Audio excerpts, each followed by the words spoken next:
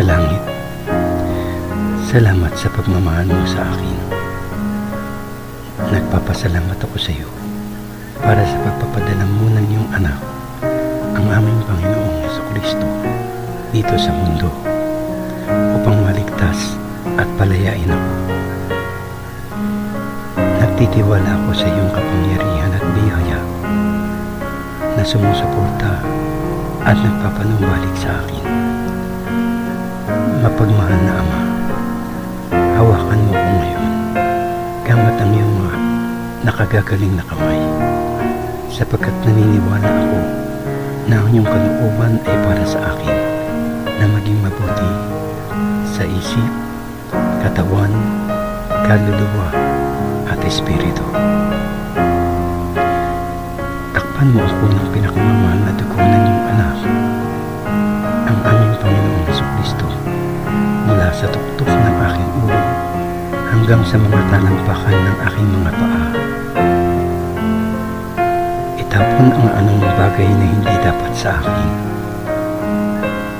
Tuluyang sirain at isaayos ang anumang hindi malusog at abnormal na mga cells. Buksan ang anumang mga nakaharang na arterya o ugat. Muling itayo at muling punan ang anumang mga nasirang lugar. Alisin ang lahat ng pamamaga at linisin ang anumang infeksyon sa pamamagitan ng kapangyarihan ng mahalagang dugo ni Jesus. Hayaan ang apoy ng iyong pagmamahal na magpapagaling na dumaloy sa aking buong katawan upang pagalingin at gawing bago ang anumang mga lugar na may karamdaman, upang ang aking katawan ay gumana sa paraang nilikha nito upang gumana. Hawakan din ang aking isipan at aking damdamin kahit nasa pinakamalalim na kapahinga ng aking puso.